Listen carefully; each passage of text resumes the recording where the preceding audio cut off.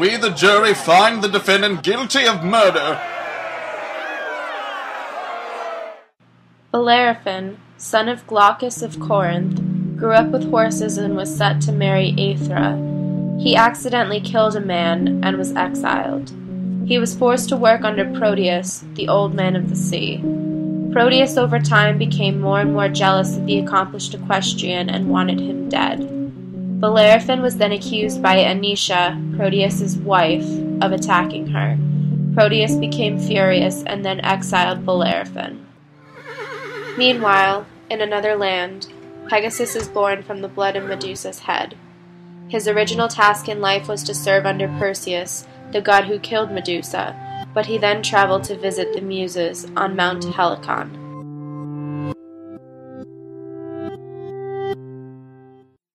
By stomping his hoof multiple times, Pegasus restored the water supply to the Muses, and the Muses called the spring Hippocrene. Pegasus continued to live a happy life and helped others frequently.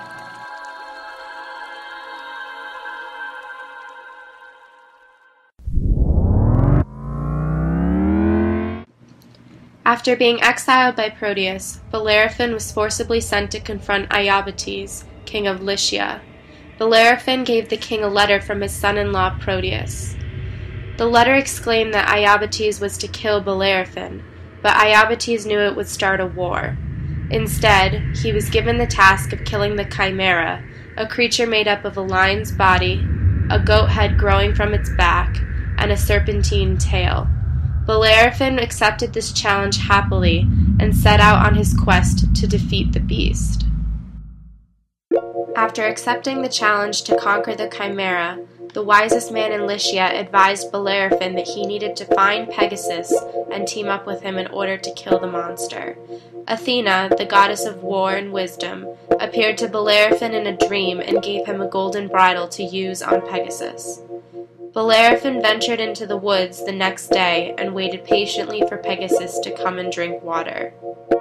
When the horse arrived at the spring, he suddenly mounted Pegasus, threw the bridle on his head, and got control of the horse immediately. They would then set out on their quest to slay the Chimera. Pegasus and Bellerophon found the Chimera perched on a ledge, and Bellerophon tried to attack the beast. The Chimera breathed fire, but before it could take one more breath, the pair killed the Chimera with a dagger to the heart. They returned to Lycia to give word to Iobates. At first, Iobates did not believe the story of their triumph, and he sent them on more quests of a similar nature to prove that he wasn't lying.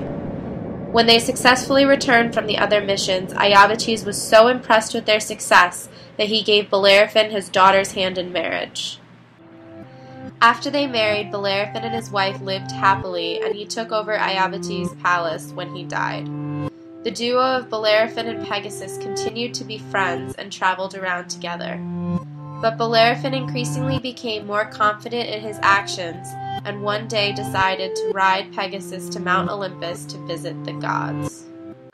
When Bellerophon tried to enter the gates of Olympus, Zeus was so offended by his actions that he sent a gadfly to sting Pegasus, causing the winged horse to throw Bellerophon off of him and back to earth. Athena tried to cushion the blow for Bellerophon, but he was hurt nonetheless. Pegasus was very lucky, unlike his counterpart, Bellerophon, who carried on his life blind, humiliated, and alone until his death later in life after his fall from Mount Olympus. Although Bellerophon was thrown back to earth, the gates to Olympus were opened for Pegasus, and Zeus took an interest in the horse. He made him the head horse of his chariot team, and Pegasus continued to serve Zeus by carting him everywhere he wanted to go. To this day, you can still see the constellation